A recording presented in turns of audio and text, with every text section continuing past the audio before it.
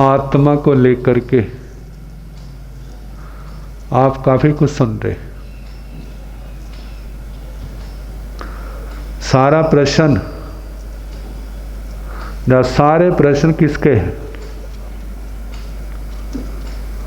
किसके प्रश्न है?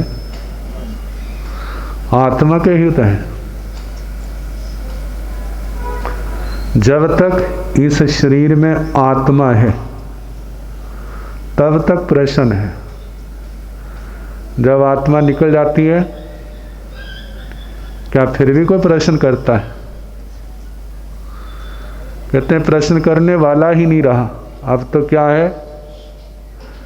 ये मिट्टी है। भौतिक विज्ञान संसार के वैभव उसकी ओर ध्यान ज्यादा देता है। देखा जाए तो इतनी इतनी खोजें हो रही हैं, नई नई चीजें सामने आ रही हैं। सबके पीछे प्रयोजन क्या है? क्या प्रयोजन है? पैसा। पैसा ही है ना। नई दवाई आती है तो पहले क्या करते हैं? उसका अनुबंध। इसको और कोई नहीं, इसका अनुकरण और कोई नहीं कर सकता। करेगा तो कानून के कटघरे में उसको खड़ा होना पड़ेगा। कहते तुझे किस वास्ते है? पैसे वास्ते ही है। यदि पैसा लक्ष्य ना हो फिर तो अच्छा लो भाई, सारी दुनिया इसका प्रयोग करे और सबको क्या होनी चाहिए? सुख शांति होनी चाहिए। तो ये सारा किसके वास्ते है?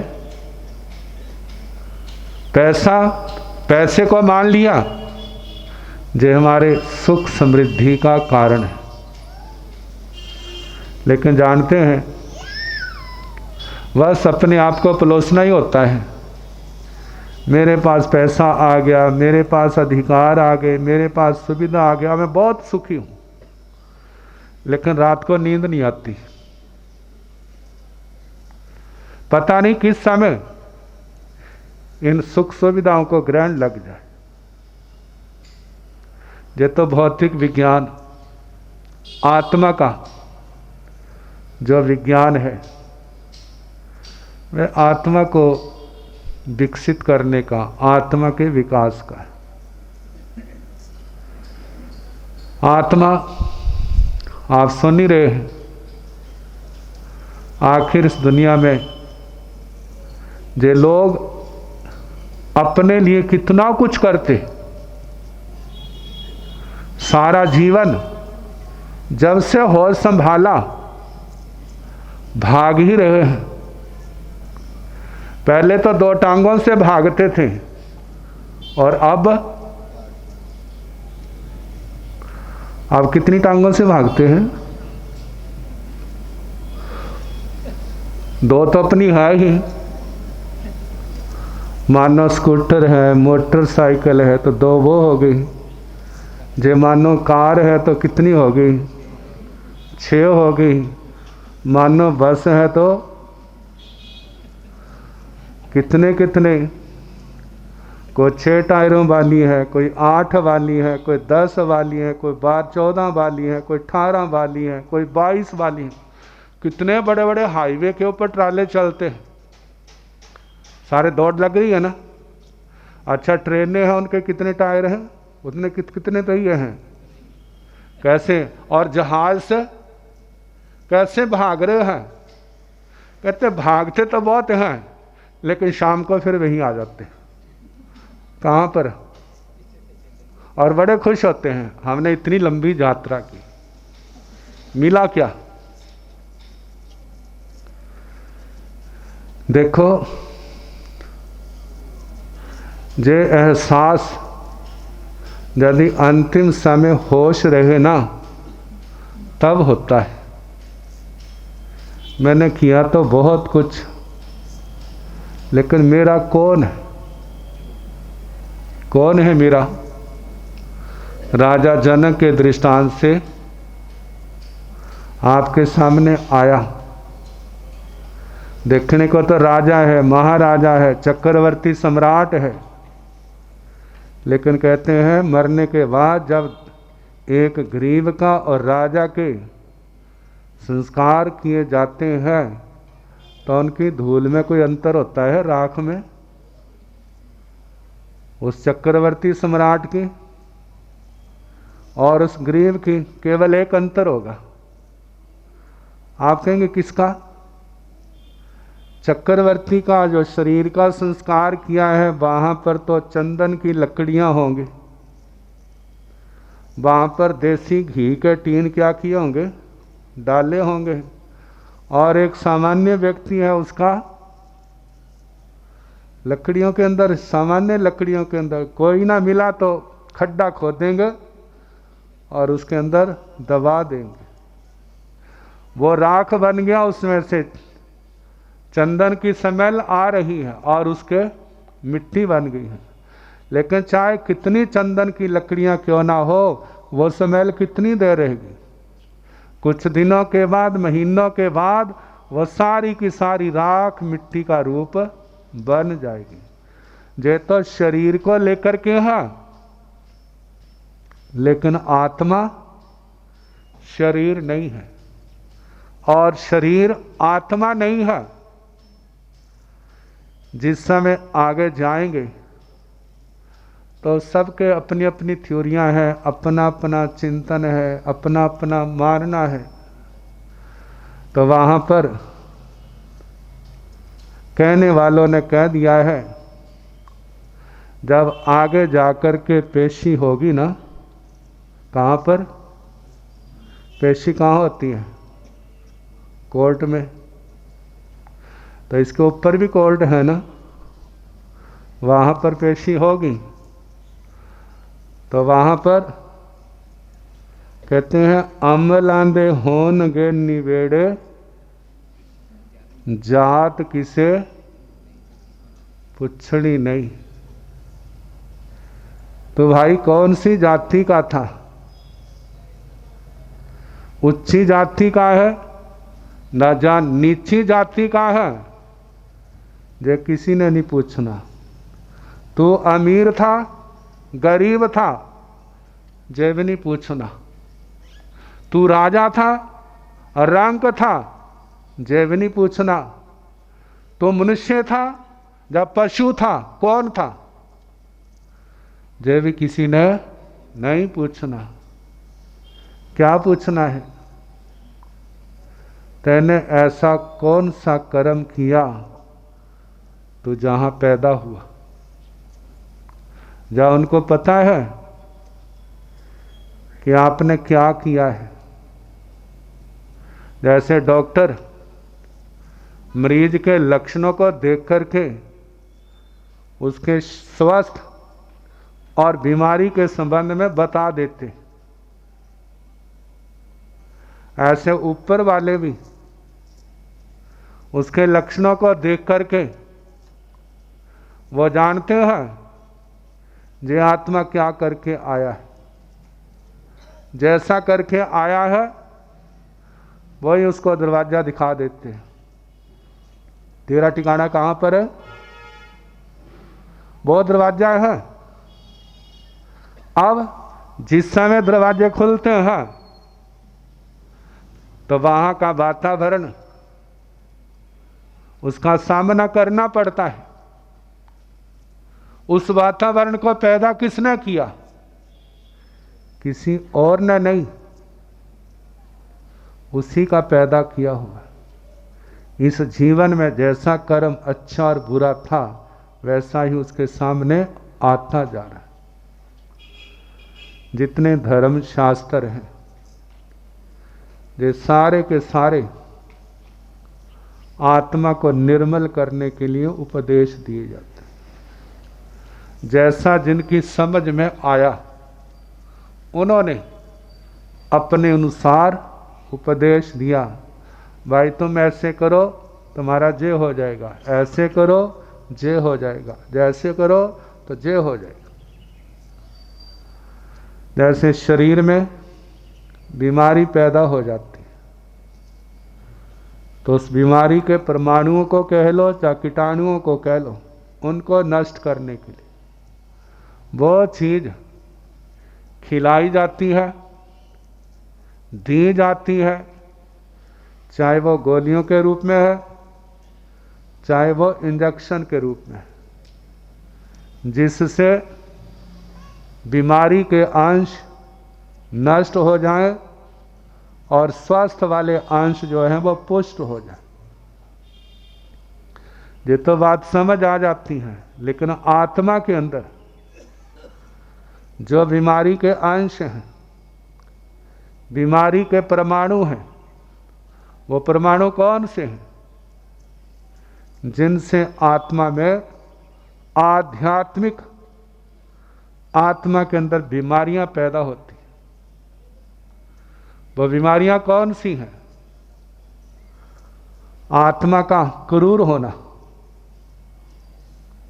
करुणा नहीं, क्रूरता है।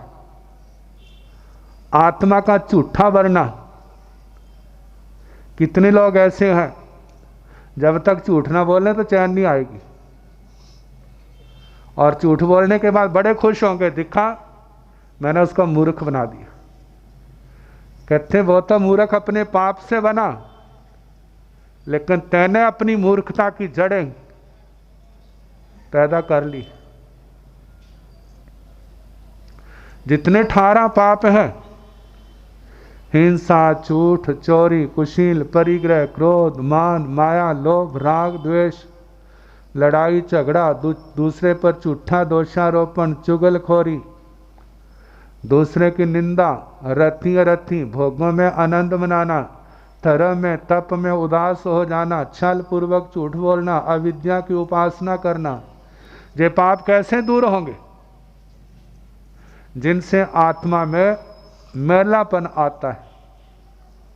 तो कहा जाता है हिंसा की निवृत्ति अहिंसा से होगी, झूठ की निवृत्ति सत्य से होगी, चोरी की निवृत्ति आचौर्य व्रत से, कुशील की निवृत्ति शील सदाचार ब्रह्मचर्य से, परिग्रह की निवृत्ति अपरिग्रह से, क्रोध की निवृत्ति क्षमा से होगी, शांति से होगी, मान विनम्रता से जाएगा, माया सरलता से जाएगी, लोभ संतोष से जाएगा, राग द्वेष समता से जाएंगे। लड़ाई झगड़ा इसमें बोला जाता है ना, मौन से जाएगा। जब मौन आ जाएगा तो दूसरा अपने आप थोड़ी देर बाद शांत हो जाएगा। दोनों ही मौन हो जाएं तो शांति हो जाती है। तो कहा जाता है आत्मा के अंदर जो दूषित परमाणु है, जो मुख्य है क्रोध, मान, माया, लोभ, राग द्वेष, वासनाओं के, इनका निग्रह कैसे होता है? पहले तो आत्मा के अंदर ज्ञान होना तो जरूरी है। बिना ज्ञान के निश्चय नहीं होता, दृढ़ता नहीं आती। कितनी बार लोग देखा देखी चल पड़ते हैं, लेकिन जिसको देख करके चले थे वो सामने दिखाई नहीं देता और दूसरे दिखने लग जाते हैं, फिर वहाँ से हटके उस ओर चल पड़ते हैं। तो ऐसे लोगों का मंजिल पर पहुँचना मुश्किल होता है। लेकिन जब आत्मा के अंदर सच्चा ज्ञान पैदा हो जाए, फिर वो व्यक्ति कभी धीरे कभी तेज मंद तीव्र गति से आगे बढ़ता जाता है। आप देखो क्रोध, क्रोध क्रोध को जन्म देता है। क्षमा, क्षमा को जन्म देती है। हम जिसका सेवन करेंगे वो चीज बढ़ती जाएगी। क्रोध का सेवन करेंगे, बार बार क्रोध करेंगे तो लोग भी कहने लग जाएंगे बड़ा क्रोधी, खुद परेशान रहता हमें भी परेशान रखता है। और मानो जो अपमान के कड़वे घूंट पी जाता है, शांत रहता है, कोई प्रतिकार नहीं करता शांति से, तो उसका भी क्रोध खत्म होता है, सहन शक्ति बढ़ती है। जैसे जिसका अभ्यास करोगे वही चीज तो आएगी, परिपक्व होगा। क्रोध से स्वयं भी दुखी, दूसरे भी दुखी, शांति से, क्षमा से स्वयं भी सुखी, दूसरे भी सुखी। और जो प्रशंसा मिलती है, क्रोध से तो निंदा मिली, और जहां पर प्रशंसा आने वाले समय में कह देते हैं अरे ये तो साक्षात देवता है, बड़ा शांत है। ऐसे अभिमान के परमाणुओं को विनम्रता के द्वारा, ज्ञान तो सभी जगह पहले बताया, वही तो प्रकाश करता है। अरे किसका मान करना है, जितना भय है ना, ये सारे का सारा परिवर्तनशील है। निम के रहो, विनम्र बन के रहो। आप आदर दोगे आपको आदर मिलेगा, आप किसी का अपमान करोगे तो आपको अपमान का ही सामना करना पड़ेगा। इसलिए झुक करके विनम्रता से रहना, अभिमान नहीं करना, अहंकार नहीं करना। कहते हैं बुराई अपने सिर पर ले लो, अच्छाई है वो दूसरों को दे दो। किसी ने कहा भाई तूने बहुत अच्छा किया, कहते हैं भाई मैं अकेला क्या कर सकता हूँ, ये सारा मेरी टीम का काम है, मेरे साथियों का है। वो साथ देते हैं तो ये हो जाता है, वो साथ ना दे तो कुछ नहीं होगा। और यदि स्वयं के ना मैं करने वाला हूँ, मैं करने वाला हूँ, साथियों का नाम नहीं लेता, कहते कोई नहीं अब तुम ही करो, सारे पीछे हट जाएंगे और फिर देखेगा अब तो कुछ नहीं होता। कहते हैं आपने श्रेय लिया था ना, मिल बांट के लेते तो ये क्रम ऐसे ही चला रहता। तो झुक करके विनम्र, विनम्र का मतलब ये नहीं है कि वह दूसरे की चापलूसी करता रहे। विनम्रता अहंकार नहीं। कहते हैं दूसरे को छोटा और अपने को बड़ा समझने का भ्रम अपने अंदर ना पाले। दूसरों को चाहे वह छोटा है उनको भी बड़ा समझे, स्वयं चाहे बड़ा है लेकिन फिर भी अपने आप को छोटा समझे। कहते तुम आए तो हम बड़े बने, तुम ना होते तो हम बड़े कहाँ से बन जाते। ऐसे माया को सरलता के द्वारा, मायावी व्यक्ति का कोई विश्वास नहीं करता।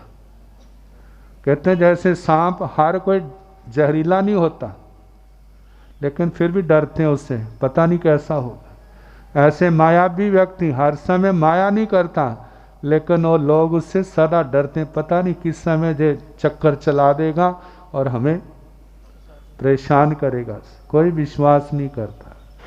तो कहा सरल, सरलता का मतलब यह नहीं है कि घर की रहस्य की बातों को गलियों में बखेरता जाए। सरलता का मतलब किसी का बुरा नहीं सोचना, किसी का बुरा नहीं करना, किसी को फंसाने के लिए कोई चक्कर नहीं चलाना। जैसे आप स्वयं आगे बढ़ना चाहते हैं तो सबके प्रति ऐसी भावना रखो, किसी का बुरा नहीं सोचना। तो ये सरलता। आगे लोभ और संतोष। लोभ दूसरे के अधिकारों को, कहते हैं गृहस्थी का लोभ और साधु के लोभ में बड़ा अंतर है। कहते हैं साधु को तो बाहर की वस्तुओं का लोभ नहीं करना, लेकिन गृहस्थी को, गृहस्थ चलाना है तो वहाँ तो पैसा भी जोड़ा होगा तो काम आएगा। और ये पैसे जोड़ने लग पड़ा है तो लोग कहते बड़ा लोभ भी है, बड़ा लोभ भी है, इसको बुरा नहीं कहा। कहते गलत तरीके से पैसा नहीं कमाना, अन्याय, अनीति, ऐसे कार्यों से पैसा नहीं कमाना, वहाँ संतोष रखना। और आप मेहनत करोगे, पैसा आएगा तो उससे आप भले काम भी कर सकते हैं। पैसा नहीं होगा तो क्या कर सकते हैं? दूसरे का तो क्या, आपका अपना घर भी नहीं चलेगा। तो गृहस्थी के लिए न्याय नीति से पैसा इकट्ठा करना, जोड़ना, इसका निषेध नहीं है। लेकिन गलत तरीके से, जिससे अनाचार दुराचार बढ़ता हो, व्यसन बढ़ते हो, ऐसे काम नहीं करने। ऐसे काम करने जिसमें दुनिया में शांति हो, दुनिया में नेक नीति फैले। इससे धन कमाना बुरा नहीं है। अब लोभ गृहस्थी के लिए क्या है? दूसरे के अधिकारों के प्रति लुभाना, जे मेरे को मिले, जे मेरे को मिले। कहते लेना है, मेहनत करो, तुम्हें भी मिल जाएगा। लेकिन छीनना झपटी नहीं करनी। छीनना झपटी करोगे तुम स्वयं भी बर्बाद होंगे, दूसरा तो बर्बाद होगा ही। कहते दूसरा बर्बाद हो चाहे ना हो, लेकिन स्वयं बर्बाद जरूर होंगे। अपनी मेहनत करें, न्याय नीति से आगे बढ़ें, जहाँ पर कोई रोक टोक नहीं है। न्याय नीति से आप बढ़ते हैं, गलत कामों से बचते हैं। याद रखना, केवल यही नहीं, आगे भी आराम है। परलोक में भी उसकी दुर्गति नहीं है। परलोक में दुर्गति उसकी है जो झूठे रास्ते पर चलता है, गलत रास्ते पर चलता है। और जो सन्मार्ग पर, जो ऋषियों ने बताया है, भगवान ने, गुरुओं ने बताया है, उस रास्ते पर चलने वाले की दुर्गति नहीं होती। और ऐसी आत्मा को मरने के बाद शांति के दरवाजे खुले रहते हैं, उनकी आत्मा भी भटकती नहीं। क्यों? क्योंकि उन्होंने गलत रास्ते पर कदम नहीं रखा। कहते हैं भटकते कौन है? जो गलत रास्ता लेते हैं। जैसे दुनिया में भी देखते हैं, चलना तो सड़क से, जंगल का रास्ता ले लिया तो उसको मंजिल कहाँ से मिलेगी? इसी प्रकार जो ऋषियों का, गुरुओं का, भगवान के द्वारा बताया गया मार्ग है, उस पर चलेंगे तो उस आत्मा को भटकना नहीं पड़ता, उसकी दुर्गति नहीं होती। लेकिन दुर्गति किसकी होती है? जो गलत रास्ते पर, जिसका निषेध भगवान ने, गुरुओं ने, अच्छी आत्माओं ने किया है, उस गलत रास्ते पर चलते हैं तो उस आत्मा की कभी सदगति नहीं हो सकती। कहते हैं दुनिया में तो मरने के बाद सदगति कराते हैं, लेकिन आप अपना जीवन ऐसा बनाओ तुम्हें जरूरत ही ना पड़े। जैसे संतों का जीवन है, गृहस्थियों के तो कोई गंगा में, कोई कहीं पर सदगति करा देता, संतों की कौन कराता है? कहते हैं उनको जरूरत नहीं है। क्यों? क्योंकि उन्होंने अपने जीते जी सदाचार के द्वारा, तप के द्वारा, धर्म के द्वारा ऐसी योग्यता पाई है कि वो अपनी तो क्या, वो दूसरों के भी अच्छी गति बनाने में समर्थ है। तो इसलिए कहा जाता है कि ये संतों का रास्ता, इस पर चलेंगे तो आपका ये लोक भी अच्छा, परलोक भी अच्छा, जीवन में शांति का साम्राज्य होगा, कोई क्लेश नहीं होगा।